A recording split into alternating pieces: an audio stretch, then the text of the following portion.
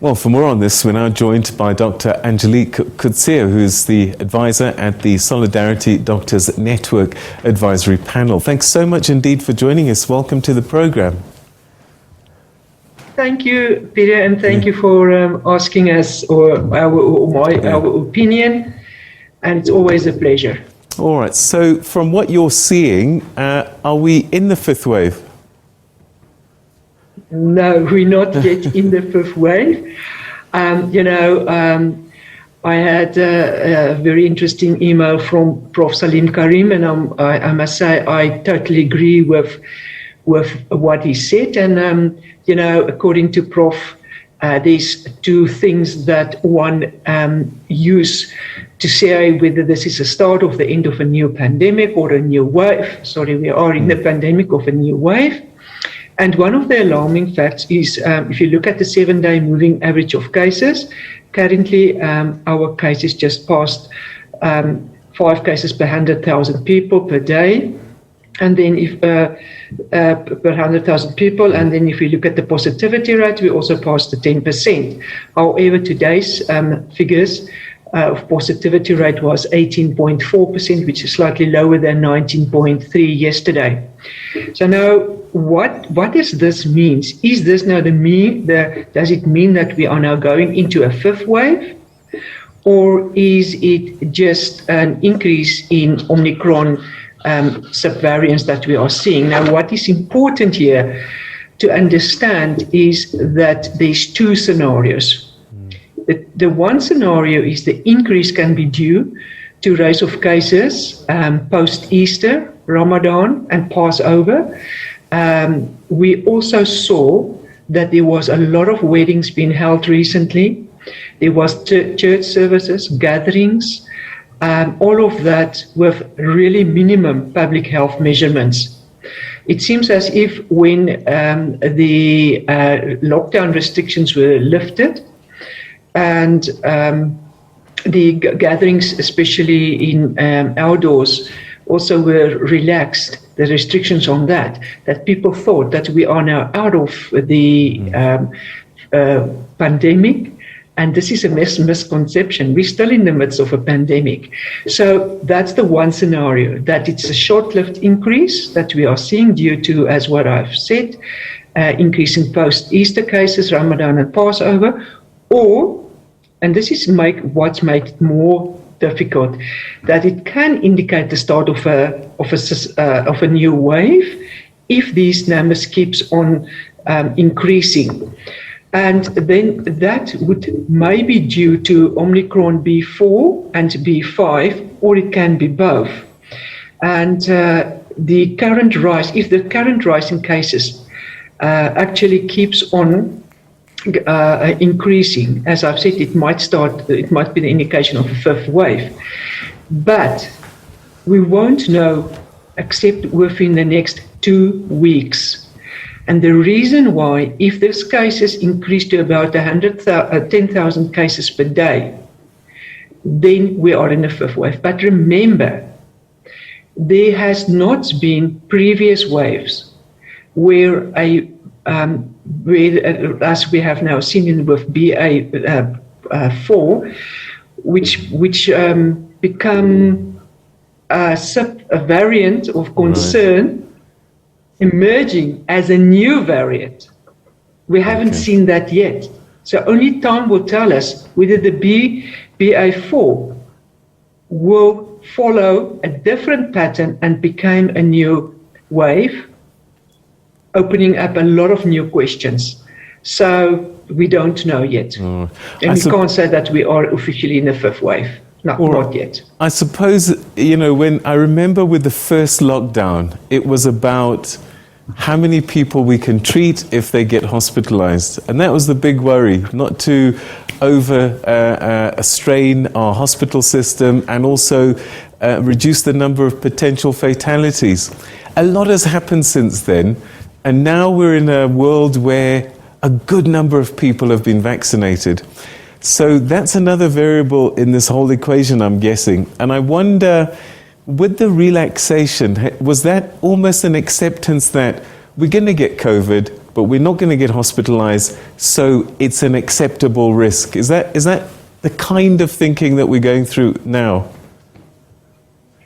I think that is the kind of thinking the average public is going through. Yeah. So what is important as well to understand is that currently only about 49% of our adult population had at least received one vaccination, and around about 60%, 65% of the over 60s has received a full vaccination. So if we look at that, we are still in danger, because the ideal will be 90+% of people above the age of 60, 65 to be fully vaccinated with their boosters. We see this, what happened in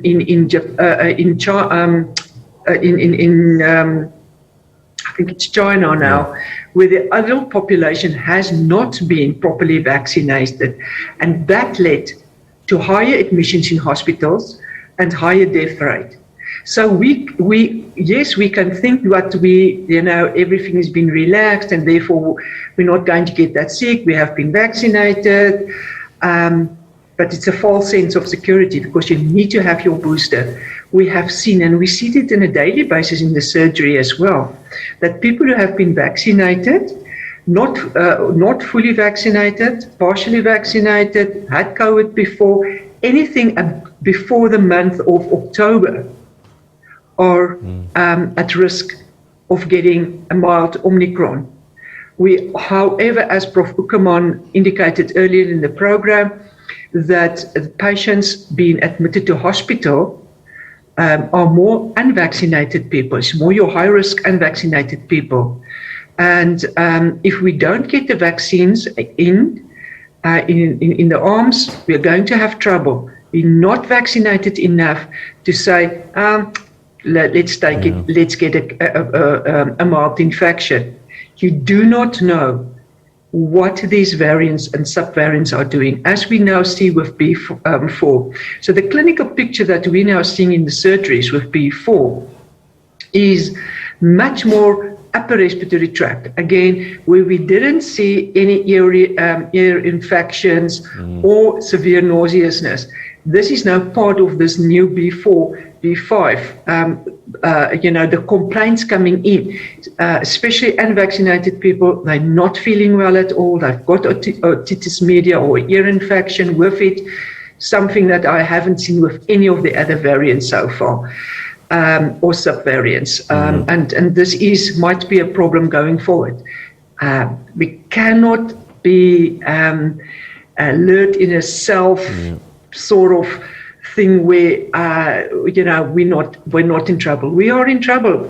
We're not vaccinated enough. Okay. And you cannot expect your previous infections as well as the vaccines, not fully vaccinated, to protect you, not with your antibody systems that we are now seeing with the immune escape. All right, so I know the politicians have so many things they have to juggle, like the economy and getting people in the right frame of mind before elective conferences and things like this. But just from a medical point of view, without the economics and the politics to one side, what stance should we take at this time to try and deal with this phase that we're in? Well, we have to learn how to live with it. But learn how to live with it means you need to have your non-pharmaceutical interventions. I know there's some of the scientists out there that says there's mask is not helping you at all. However, the masks are important. The politicians needs to be taken to task regarding sanitation and water, if there's not enough running water in classrooms and schools and in certain of the communities, you cannot expect them to sanitize it. Or sanitize is not only alcohol based sanitizers, it is hand washing. There should be enough of that. Our currently ventilation systems especially in the schools. Where is it? Where is it in the hospitals? We know that these variants are airborne as well. It's not only droplet, it's airborne as well. What are we doing? So it's simple measurements that's not in place. It's going to bite us. If our people get infected again, we know 6 months to 8 months, then your antibody immune system is waning down, regardless of vaccines or previous infections. What are we going to do? So it's basic concepts that should be in place. Masks are still important, especially a 3-ply mask or a N95. If you go into especially healthcare facilities where there's lots of people coming together, your normal face cloth is not going to protect you against COVID-19. It will only help you not to spread the virus that easily. But we need the normal measurement. We need to get boosters in the arms. I've seen a lot of patients, especially today, who only had one Johnson & Johnson vaccine. Johnson & Johnson is a 2-dose. It's not a 1-dose vaccine. You cannot expect that to keep you healthy. So we need to get the vaccines to the people, and I've said it many times before. You have to use your healthcare facilities, your doctors. We're not there. We're nowhere in the equation to help vaccinate people. If we're not getting the vaccines, I cannot help the patient sitting in front of me. I had a few patients as well today asking me, "Doctor, where can I get the boosters? Where can I get my vaccine?" So there's still a miscommunication out there. So maybe certain groups are being targeted to get them vaccinated, and then we forget about other communities as well out there. The message is not going out. And yes, even if you are vaccinated or had a previous COVID before, we know that your long-term, your T cells, immunity system, that's your killer cells, your long-term cells, would still help you to defend against severe disease. But the problem is the mild diseases where you don't have full immunity and you can still spread to your community. And for that, we need your booster vaccines to help your immune system, especially your antibodies. As I've already said, they wane down round about between 6 to 8 months.